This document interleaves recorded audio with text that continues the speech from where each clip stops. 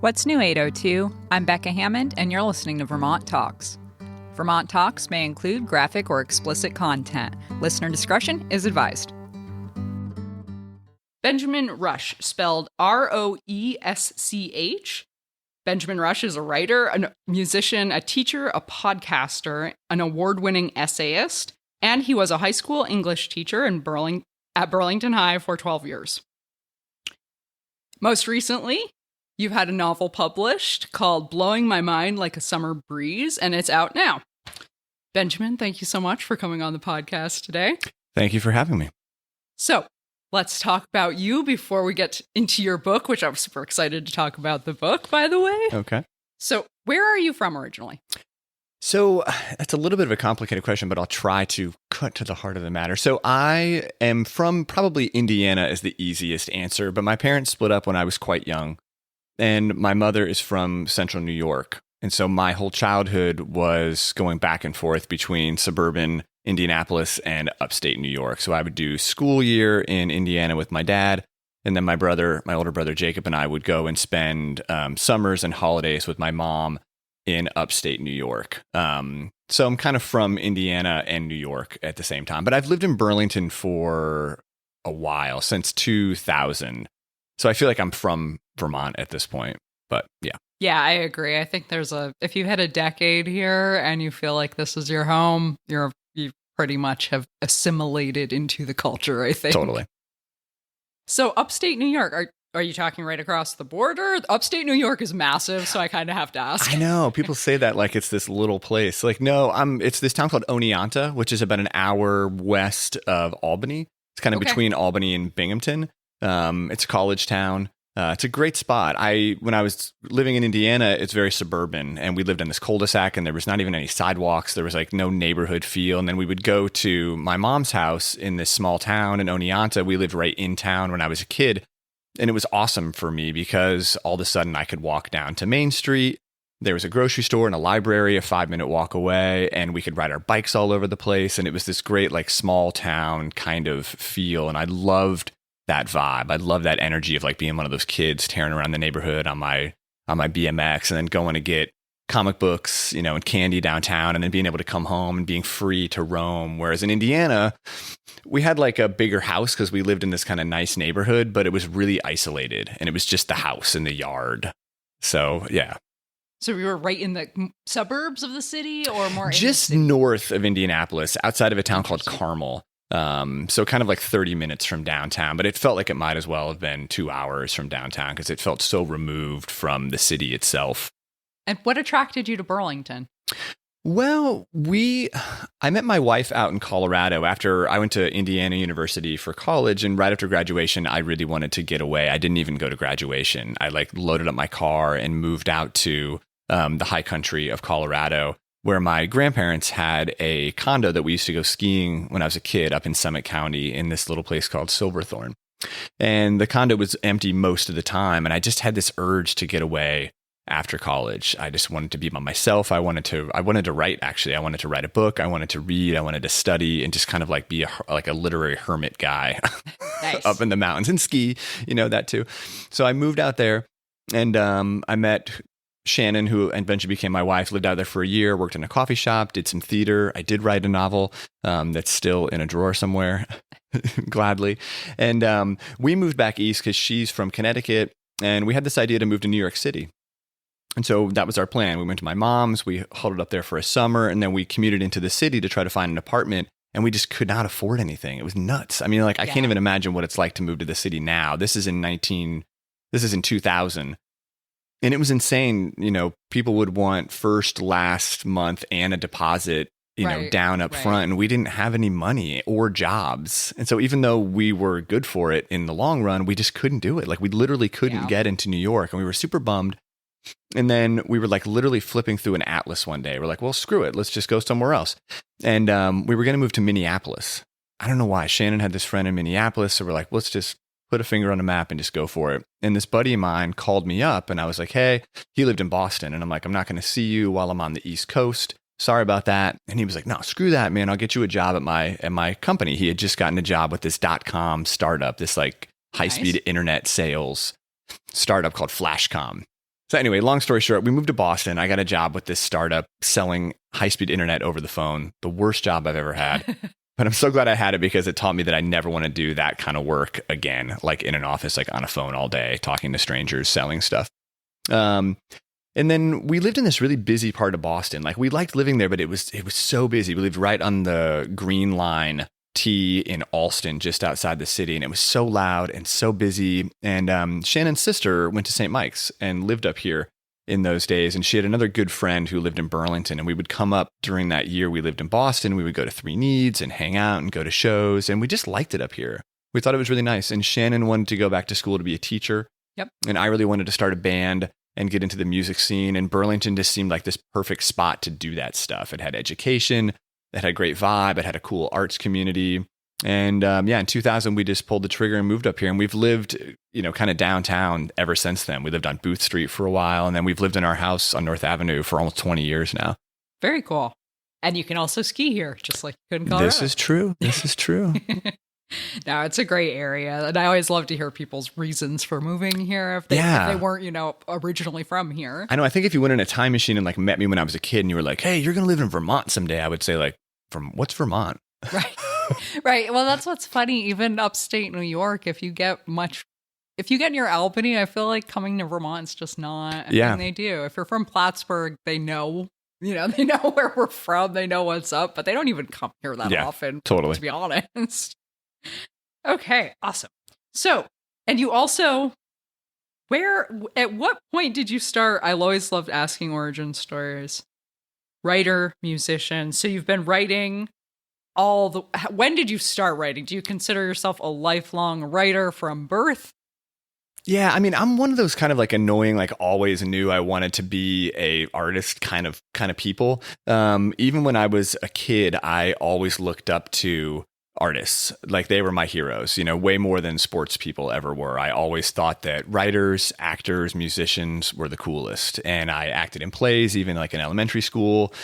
And a funny story, because I'd kind of like wondered, like, when did I really start writing seriously? I've thought about this. And I knew I did in high school a bit and certainly in college. And I knew before then I had, diddled with short stories and journal writing and stuff like that. But just this summer, my two kids, I have two boys who are 14 and 12, were just out in Indianapolis visiting my dad. And my dad still has some of my old crap in the attic that like every time I go there, he gives me like another box of crap. Like, can I throw this away or will you please take it? And so this time he had a few odds and ends that he had given the kids. So when they got home, they had some random stuff in their suitcase. There was like an attendance sheet from first grade of mine or something, just like, nice. Like some pictures, like a bunch of old stuff. But there was this folder and in it was a short story that I had written in fourth grade that I had not thought about or seen like since fourth grade. But I pulled it out and it was like this amazing like time machine. It like sucked me back into fourth grade when I'd written this story. But I was surprised at like how long it was. Right. It was like 12 pages long. And I was like, whoa, I don't remember being that serious about it then. I remember just having fun writing this short story. It was like ridiculous conceit. It was about this guy who's having this horrible day and he gets fired from his job. And then he I forget what else happens to him. I should reread it. But then at the end, he wakes up and it's all been a dream.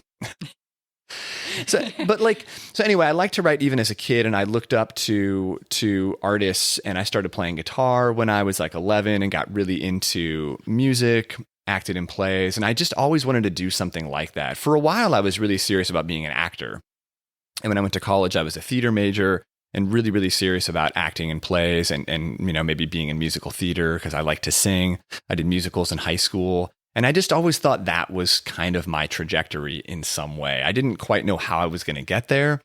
And then in my early 20s, when I moved to Burlington, I became very serious about making it as a musician. I was in this band. We were like trying to get signed and we were touring a little bit and stuff like that. And I just didn't like the life of a musician. I didn't like being out late. I didn't like being in bars all the time. I just got really fatigued and fed up by that lifestyle.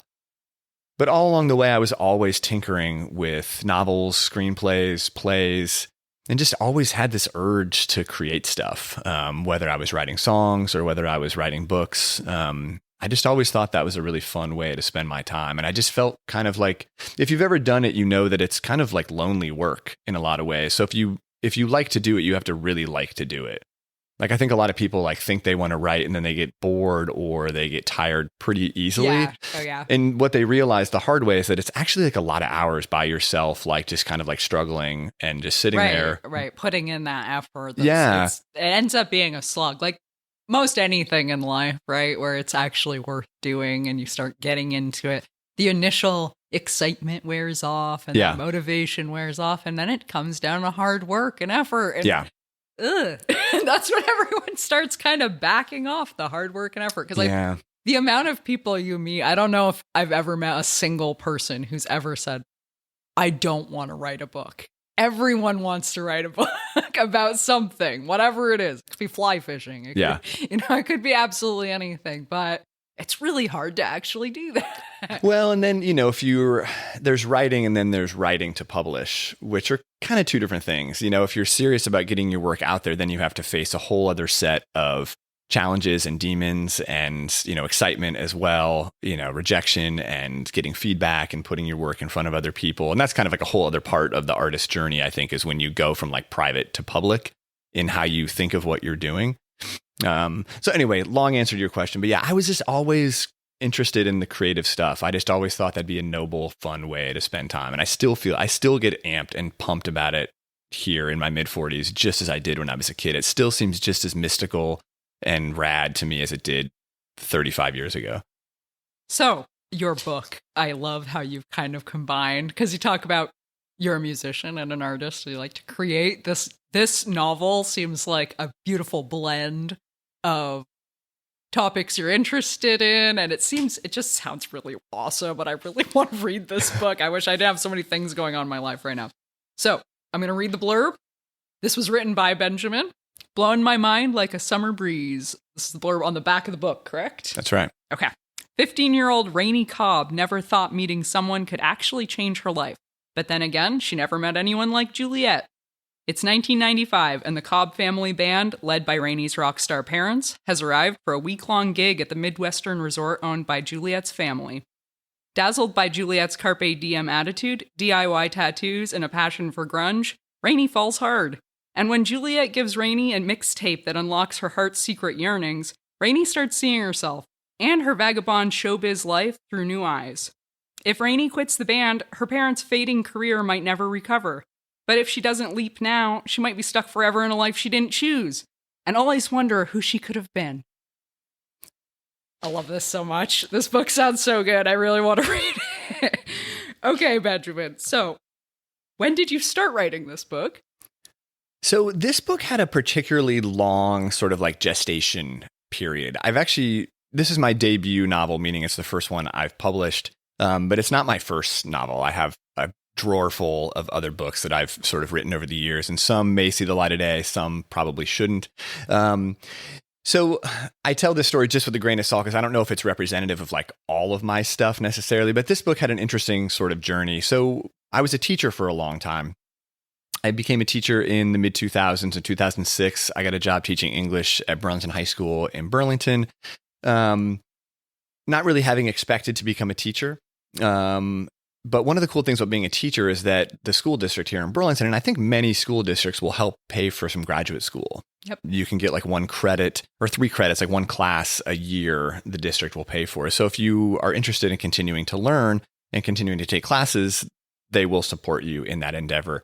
And I didn't really want to study education anymore because I loved teaching, but I hated studying education. I just find it really, really kind of tiresome to read about. It's way more interesting to do it. Anyway, so as a way to continue my learning, I decided to get my MFA in creative writing instead of my master's in education. Most of my colleagues got advanced degrees in education in some way, shape, or form. But I thought, well, here could be a cool opportunity to deepen my path as a creative person, but also, as a teacher and just as a human. So in 2014, I enrolled and started working on an MFA in creative writing at Lesley University in Cambridge, Mass. And when you are working on an MFA, you have to do a thesis, and they usually guide people towards short stories as the focus of a thesis because it's easier to wrestle with. It's shorter. Most people who take on novels often don't have time to finish them when you need to. And then part of a novel is kind of hard to critique if you're like a mentor. So even though I thought of myself as a novelist and not a short story writer, I was like, well, maybe I'll try short stories because I'd been reading a ton of short stories. And during my program, I'd read a lot of what are called like linked short story collections, which I don't even know if it's a thing that like people know about that much who don't read like short story collections. But it's basically like a story collection where the stories are not sequential, but they interweave with each other. And sometimes they're about the same set of characters. Sometimes they jump around in time. Like all of sort of connected, linked story collections do it in a slightly different way. But it adds up to this idea that when you're done with the book, you've read a sequence of short stories that could stand by themselves, but you also kind of feel like you've just read a novel in the sense that like the characters sort of speak to each other. They all sort of like live in the same, collected universe. And it adds up to more than the sum of its parts, even though the stories could be read by themselves. So I liked this challenge. I also love music. As we've talked about, I'm kind of obsessed with it. And I've always been sort of searching for ways to get music as an interest into my fiction, because I find that if I'm writing about a topic that I'm really interested in, I find myself drawn back to the page more quickly. Like, for instance, I have another long novel about tennis. I'm obsessed with tennis. I just love tennis so much. And I wrote this book really just to write about tennis. I just wanted to spend all my time like thinking about and writing about tennis. So I just read tons of books about tennis. I just watched matches and so anyway, I really wanted to write about music.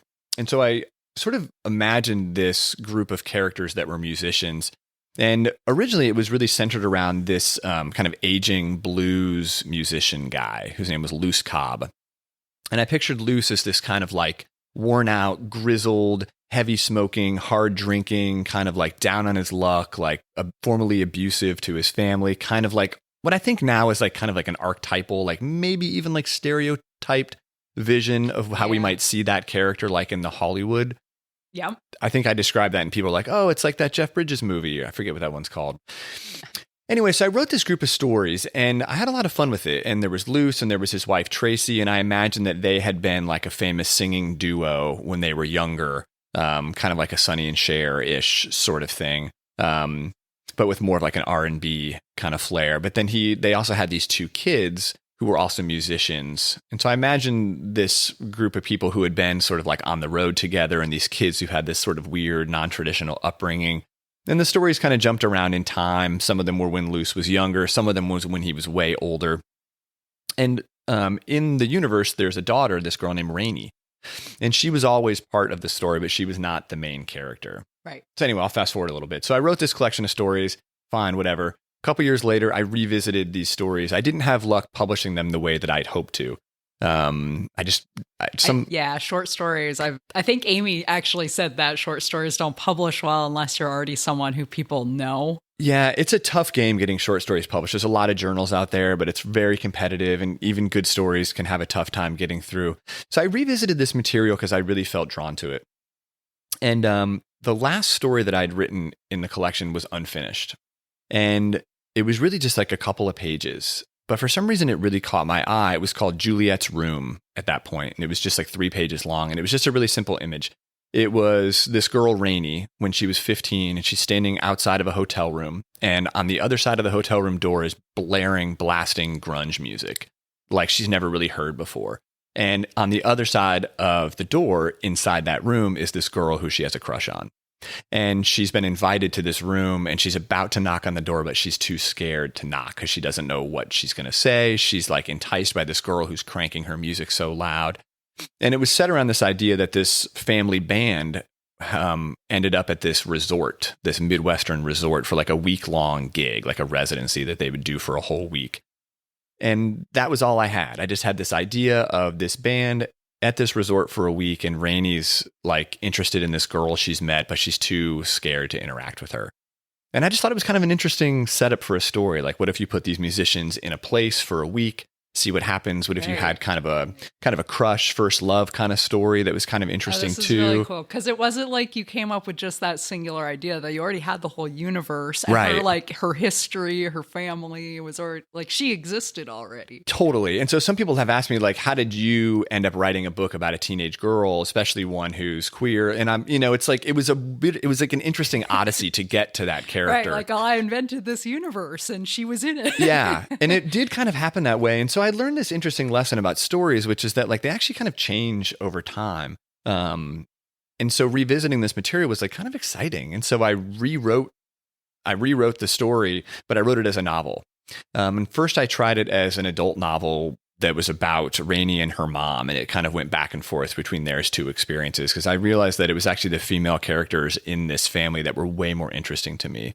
This kind of mid-40s, kind of formerly famous musician, Tracy, who was now kind of down on her luck and really frustrated with her life, and the crowds aren't there anymore and they're not making money.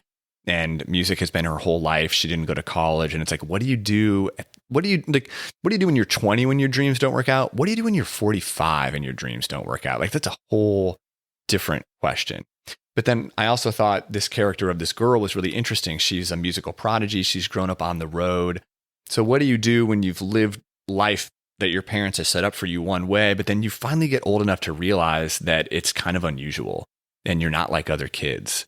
And what would happen if you met someone that made you start to wonder like what else your life could be like? So that's these two characters. Anyway, fast forwarding again, I rewrote it a third time a couple years later as a young adult novel told from the perspective of Rainey. And it was at that point that I felt like the story finally like clicked into place. And so it took a while. It took a while to get to this story, to this character, but the journey was really interesting and totally worth it. So like, I think there's a cool takeaway for writers, which is that like, don't ignore the stuff in your drawer. There might be some really interesting stuff in there that could send you in a different direction. Like, don't be afraid to like try a story from another perspective. Don't be afraid to find a minor character and make it the main character. Don't be afraid to go back to stuff, because there could be some really interesting stuff there. Yeah. And the fact that, the fact that you reworked it multiple times, like that's a huge amount of effort and work and just time to put into the same concept, rethinking it versus, oh, I wrote 2 pages. And I'm like, I'm done with it. It's, you didn't give it time to flesh it out, which I think a lot of people, they struggle to write. That's it. They don't give it the time and the effort to let things flush out and see how it's actually play out. Yeah. I've never been afraid of the work part of writing. And I think it's the part of writing that actually ends up stopping a lot of people from actually doing it.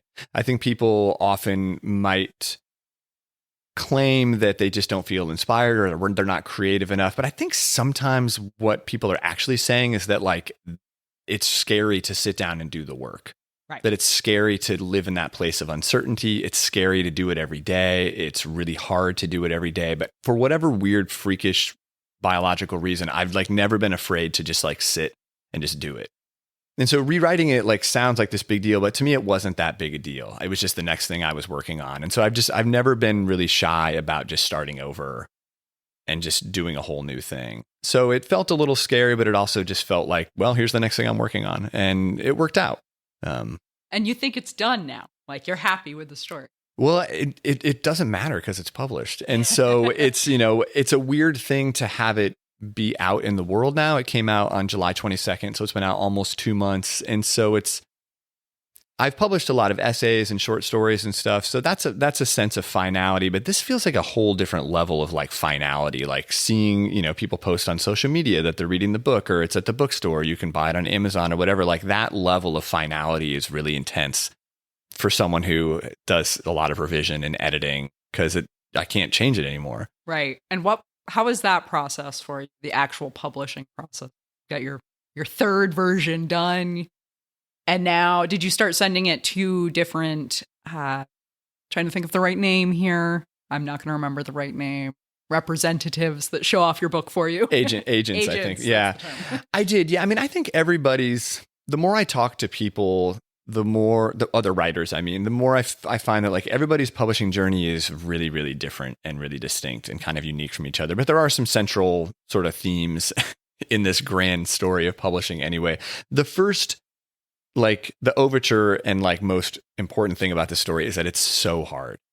It is so hard to get your work published. And I wish it wasn't so hard, because I feel like that could be discouraging to people who want to publish, but it's just brutally hard. It really just is. I think even if you're a good writer, the odds are so stacked against you. And I think the takeaway from that is that you just really have to want to do it. Right. And you have to love doing it. And I think if you do love doing it and you keep doing it, like your work will find its way. Anyway, I tried for a long time to go through a more traditional route, attracting the attention of agents, because I think I'd sort of like, that's just this thing you hear. You got to have an agent. I had embraced that ideology for at least a decade by that point. And I just had accepted it as gospel that like without an agent, like your work's never going to get out there. And there is some truth to that. However, there's actually a lot of other ways to get your work published and seen, and independent, smaller presses is another avenue. And this is traditionally run on a smaller scale. Traditionally, the authors on these presses may or may not have agents, but a lot of them don't have agents. And the difference is that you're dealing directly with the publisher way more, and you don't have this agent as an intermediary. And so I'd never submitted to small presses before. And it was actually my friend Amy Klinger, who's been on this show, sent me a link one day. And she was like, oh, you should check out this small press. And it was a small press called Deep Hearts YA that publishes LGBTQ plus young adult fiction. And they were kind of new. They'd only been around for a couple of years. And I was like, well, that's kind of cool. Maybe I'll give it a shot.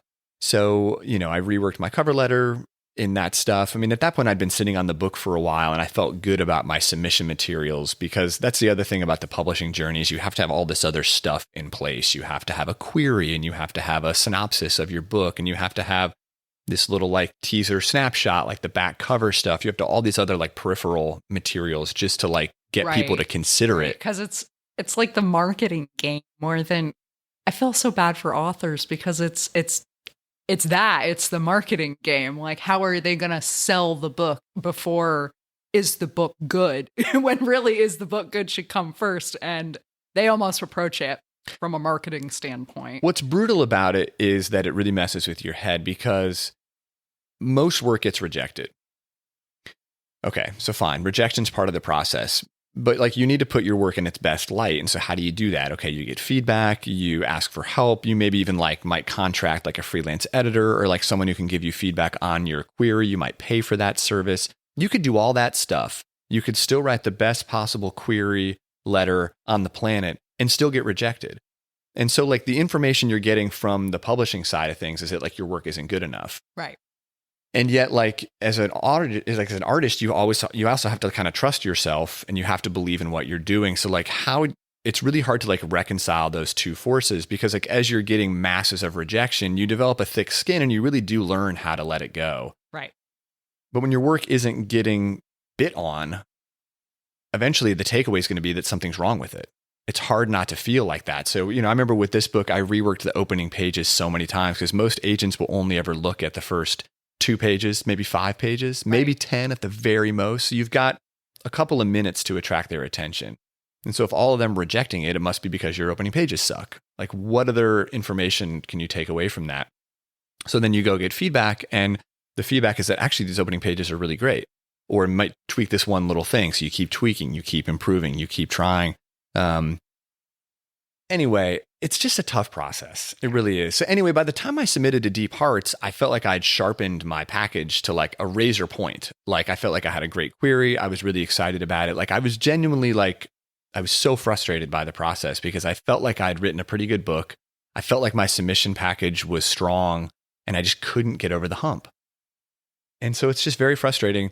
But luckily this small press said yes. It was the first one I sent it to, and they were like, we love this, and we want to put it out. It sounds like it was a match made in heaven. I guess it kind of was. Yeah, it was just like, it was such a weird thing, when they said yes, and they were just amped about the work. It was just like, that feeling is just really nice, like it reminded me like how infrequently I'd had that feeling over the years. I love writing, but like when you come to like try to put it out in the world, it's kind of a cold process. And so when you have any kind of warmth from other people, especially people you don't know that want to help you, it's kind of an amazing thing. So that was like 1.5 years ago. Nice. And they were great to work with. With a small press, you're always going to sacrifice some visibility. You're going to sacrifice some promotional funding.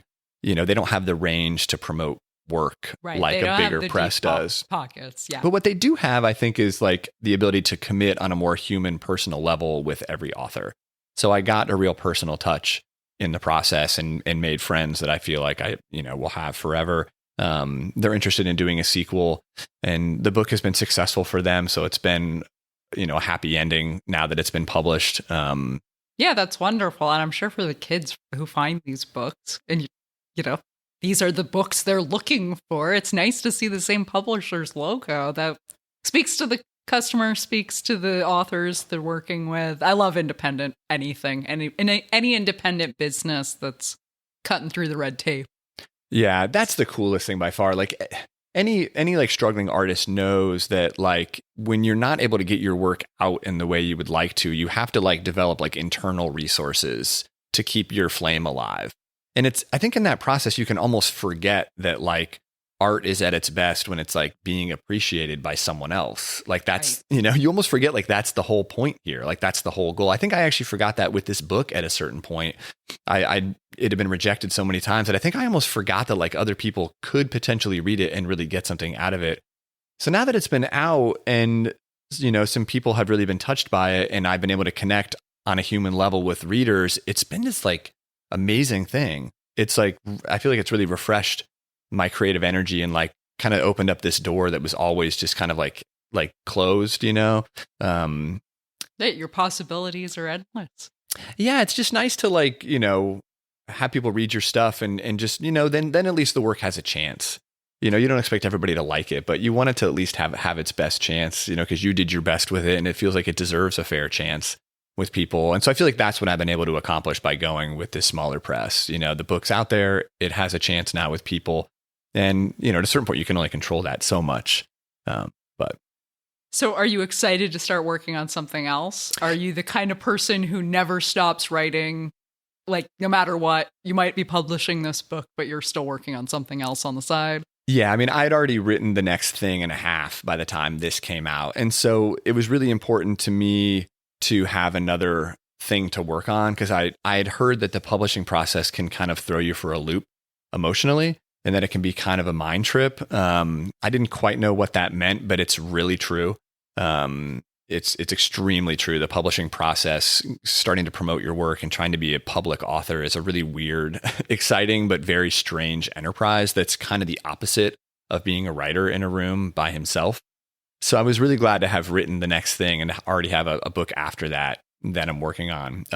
So yeah, I've got another book coming out next year. Awesome. It's actually going to be a middle grade novel that I'm doing in collaboration with my brother, who's an artist. It's going to be an illustrated middle grade book. Oh, that's really cool. Anything illustrated is cool. So anything else specific that you'd like to share about the book? Has it been a wild ride this summer? Have you been getting messages from different people you weren't expecting? Yeah, it has been a wild ride. I mean, I don't know, you try to just sort of like not make too much of the response to it. Like, it's weird. Like you almost don't want to care too much what people think, but it's like, that's almost impossible, So Yeah, right. I was surprised how like anxious I felt about what people were going to think of the book because you work really hard on it and you care about it and you want people to like it. And like you accept that people won't like it, but you still, until you experience it, you don't quite know what it's going to feel like when people don't like it. Yeah, the response has been great. It's been super validating and super warm and fun. It has been a bit of a wild ride. I've enjoyed it, but it's also been confusing at times, as well. Like it's like when you accomplish something you really wanted to accomplish, like it feels like it should all be the victory lap. But Right. I'll be honest, it hasn't always felt like that. There's been moments where, in 1 minute you feel really excited and really affirmed by the response you're getting, but then 10 minutes later you're like scared for the next response. It is kind of a weird like vulnerable thing to have it out there. Oh, I'm sure. It's a little bit hard to explain, but yeah, mostly it's been fantastic. Friends and living in a literary community like Burlington, it's really thrilling to, have former students read it. My life as a teacher has really come full circle because I don't think I could have written a book about a teenage character without having spent so many years in the classroom. I don't think I would have had the courage or even like the ability to write a character like this without having spent so many years hanging out with teenagers and kind of Right. soaking up their vibe and getting to know them and really learning to like deeply empathize with where teens are at in their lives. I think a lot of adults just kind of forget what it's like to be a teenager. Right. Yeah, definitely. Just kind of lump all teens together. But when you work in classrooms, if you're going to be a good teacher, like you have to let your guard down and you have to be an empath and you have to listen to kids and you have to take them one at a time the way you would adults. And it was my deep respect for where teens are at in their lives, kind of my love for the journey that they're on that really like gave me, I think, the confidence to write this book. So it's been fun, like seeing that come full circle, like former students sending me emails and being like, yo, congratulations. This is so cool. Or I didn't know you were a writer. Stuff like that's pretty neat. Yeah, definitely. I'm sure you've got a very unique perspective coming from working in a high school. I don't think I could write about a teenage girl, and I was a teenage girl. Honestly, I think that'd be hard for me to get back in that same headspace and not, once your brain develops correctly. Yeah, getting back to that emotional, because God bless kids. They're not the most logical. I was not the most logical. Sometimes the emotions just took you for a ride, and it's really hard to get back into that headspace and to be honest about it and not, because I feel like I'd probably overdo it or underdo it. I feel like I'd miss the mark, and my 16-year-old self would be like, what are you talking about? That's so wrong. Maybe. I don't know. I feel like there's a part of us, all of us, that longs to kind of be somebody different, and longs to be in another point of view and perspective. I think we sort of take it for granted that artists are going to mostly write about their experience in a very literal way. If someone sings a song and it's got an I perspective, certainly it's about that person, whether that person's a 19-year-old female or a 50-year-old guy. But actually, I think if we think about it, we're all drawn to art and to films and stuff that take us on journeys that have nothing to do with us. Why do we like fantasy? Why do we like sci-fi? What is it in us that wants to live with the elves? That's not our experience. You know what I mean? So I actually think that we're actually very drawn naturally towards other experiences. When I was in college, I was a theater major, I mentioned, and I was an utter failure. I'd been one of those kids who was the lead in my school play. And then I went to a pretty good theater school thinking that I was going to go conquer the place. And I would be in Hollywood in no time or whatever. And I was so humbled so quickly by how much better everybody was than me. It was kind of unreal. I would go to these main stage auditions and the people there really knew how to act and really knew how to dance. And I was just literally faking it. I had no idea what I was doing. I was just an above average, high school thespian. Anyway, because I was so bad, I ended up in this underground scene because I still wanted to act. And I ended up in this kind of crazy underground theater production with this little company that was doing these kind of weird avant-garde shows. And so I did this show called A Summer in Delaware, in which I was just literally living furniture almost. It was two of us and we would just move. And there was one guy who was delivering this long monologue. Anyway, the piece was 18 minutes long and it was set to coincide with the length of a piece of music by John Coltrane called Ole. Coltrane, the great jazz player. And I had to listen to Ole just a million times because in rehearsals, it was all timed to go with the music. And Ole is this long, exploratory, slightly avant-garde piece of Coltrane's work, in the mid-'60s. And at first I hated it. I was like, what is this god-awful music you're making me? It was horrible. I'd grown up listening to classic rock and then lots of grunge and pop music. I'd never listened to jazz before. And then somehow I really started to like it. And I said to the director at the end of it, I was like, what is that music? And he gave me the CD, John Coltrane's Ole. And I just it was like a lightning bolt to my soul. I was like, this music is crazy cool. And he gave me some other jazz and I started listening to jazz. And I started learning about jazz and all these amazing Black musicians that had created this music and then had brought it into the universe. And somehow that led me on this exploration of reading a lot of Black literature. And I had a minor in Black literature. And I would go to these classes and oftentimes I'd be one of just a couple of white students in the room, which was a really new experience for me. But I just fell in love with the literature of the Harlem Renaissance and writers like Ralph Ellison and Toni Morrison and Tony K. Barbara. And in hindsight, I realized that I was kind of falling in love with experiences that were not my own. And it's not to diminish my own life, but just to say that I actually think there's a lot of value in pursuing and exploring avenues that don't necessarily hold a mirror up to your experience. Because there's lots of ways to think about the human experience. It doesn't have to be so literal. Circling back to this 15-year-old girl, it's yeah, I've never been a 15-year-old girl, but I've been in love. I've had a first kiss. I've gotten my heart broken. There are core truths about the human experience. And I think you can work your way toward those if you're willing to listen, if you're willing to be careful about it, if you're willing to get feedback. So anyway, just to say that I don't think it's as heroic an endeavor as it might sound like. You say that, but I've read a lot of really famous authors' work, and man, they can't even write a woman to save their life. Like I love Stephen King books, but oh my God, cannot write a woman to save his life. Yeah. And the way you just phrased that, the human experience, being in love, it's so simple.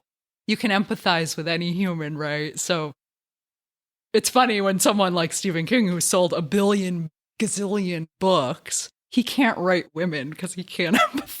It's that simple. Yeah, no, you're right, I suppose. And I did think about that a lot as I was writing. All my early beta readers for this book before I even started submitting it for publication were all women readers. And, partially I just wanted them to like call me. Can I swear at all? Oh, yeah, go I wanted them to like call me on my bullshit if there was any bullshit to be called on. And so I needed to know like early on, like, just give it to me for real. Like, do I sound like a guy writing about a woman? And is it really obvious? And because I knew if it was really obvious and it was like there on the page, that nobody would buy this book and that I would have to stop right then and there. And luckily, the feedback was kind of the opposite. It was like, no, I'm not sure I would have even necessarily known. It feels authentic to me anyway. And so, like, you just take that one at a time. You don't want to assume that person's speaking for all people, but it gave me some confidence as I started to like hone the book. And as I went deeper into revision, I just sort of like kept, going back to that feedback and people saying, no, you're okay, keep going. Because I didn't want to be like flippant about it. I knew what I was doing was a little bit delicate. Yep. And was taking a bit of a risk. And so I tried to just say, well, if you're going to take a risk, like control what you can control. Like risk is where the juice is at in life. So you have to take risks to grow as a person, no matter what it is, whether it's a job or a relationship or a creative endeavor. Like you can't just sit still. So you can't be afraid to do it. But like the tools you have are like feedback, revision, time. And so I was like, well, I'll control what I can control. I'll get other people to read this. I'll invite feedback. I'll sit with it. I'll really do my best to try to make sure that it's as authentic as it can be. Because ultimately, when someone sits down with a book, you want them to disappear. You don't want them to think at all right. about who wrote it. I think that's challenging too, especially now. I think we're more aware than ever of who's creating what. And I think those questions are really interesting. But in terms of writing this character, I felt like I did my due diligence to try to do it as well as.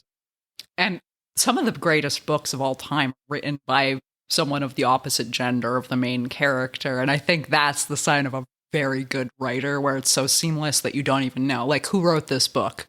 Oh, it was a man? I never would have thought it was a man. Or it was a woman. I never would have thought that a woman could have written about a man's experience just well. Yeah. It's that putting the human experience into things. I kind of wanted to touch on that because I think it's so important that just giving empathy to everyone can really, it's not that complicated.